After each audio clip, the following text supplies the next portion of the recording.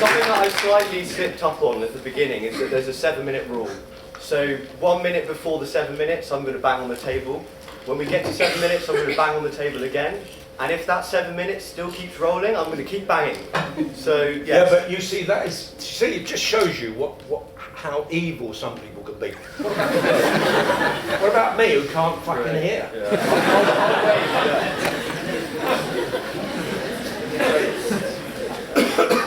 Just read out the motion again. Yeah. This House believes that the benefit system has created a culture of dependency and not mobility. I think it's a really curious notion. I think it's a fanciful notion. I think it depends for its effects on a really profound faith in urban myth and tabloid fairy tale, and not facts and reality. So what's dependency? Let's assume, I don't know what dependency means. Does it mean you're dependent, if you're dependent for half your income, on benefits? If that's the case, do you have to be dependent for 3 months or 3 years? And what if you work for a bit in the middle? Does that mean you're not dependent anymore? It's a really curious notion, I think. And what's this idea of mobility tacked onto the end of this notion? And mobility we normally talk about in terms of people like John who are going to be a High Court judge when they come out of school. But I don't think this is what the motion is about. I think when it talks about mobility, it's talking about people getting a job. So I think it's a bit of a vague notion. I don't think we need to be vague here. I think we need some facts and we need a bit of truth. So what do the facts tell us about the culture of worklessness and benefits? Basically, they tell us it's a myth. It doesn't exist. It's a fantasy. It's peddled largely by people who never go to the communities where benefit dependency supposedly is said to be rife. It tells us that benefit isn't a life of luxury. The facts tell us that removing or cutting benefits doesn't incentivize too many people into getting a job. In fact, it has the opposite effect. So let's look at what Teesside University researchers found when they investigated the causes of recurrent poverty in a northeast England community, a very deprived community. Well, number one, they found that people weren't workless. In fact, what people do in reality is they move in and out of work. They move in and out of low-paid jobs. It's very rare that people are unemployed for long, long periods. When they do get jobs, these are insecure, low-paid jobs. And those jobs don't provide a route out of poverty.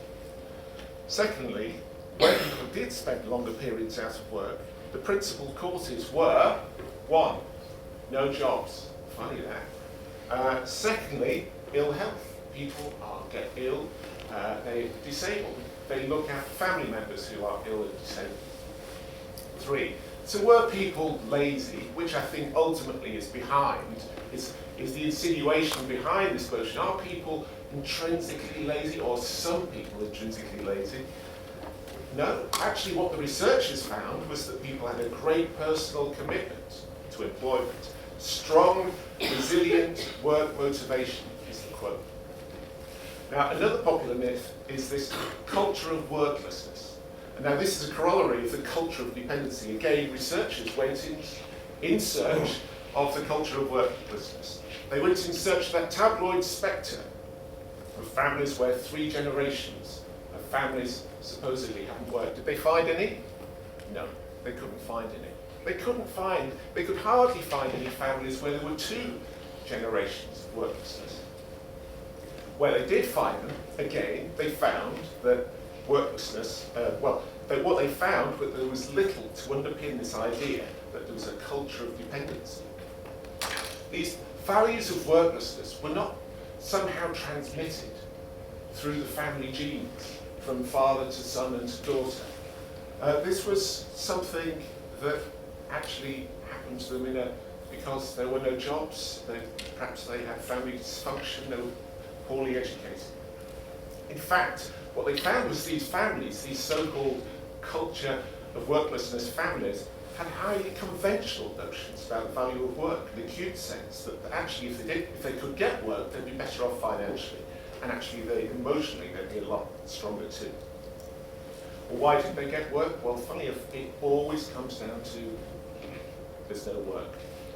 The other myth often peddled is that benefits encourage dependency because they're too generous. Well, you've all seen those lurid tabloid headlines about feckless dole families living a life of luxury at the taxpayer's expense. Well, maybe there are a few, and I think they've all been interviewed by The Sun.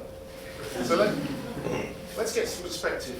How many families do you think, how many families with 10 children where the adults claim at least one out of work benefit are there in the country? Come on, you've all seen them on the front of The Sun. How many do we think there are? John, how many do you think there are? Well, I can only go on what I read in The Sun and what I read in The Guardian. So I've got two opposites there, but I don't think that's the problem. I don't think that's the problem. How many? Guess. I was told there's about 30,000 families. 130. Well, that's the How Guardian. many households Guardian's get? factors How are many 30. households get more than £100,000 a year in housing benefit?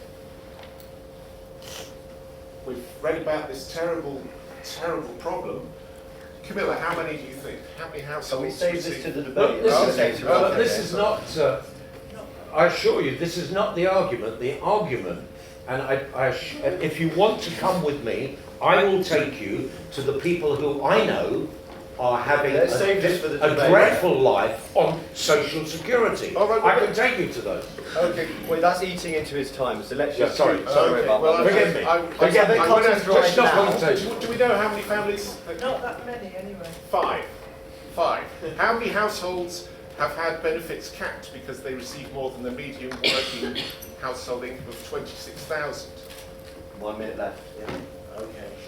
40,000. Small town. It's not going to save much money if you cut those.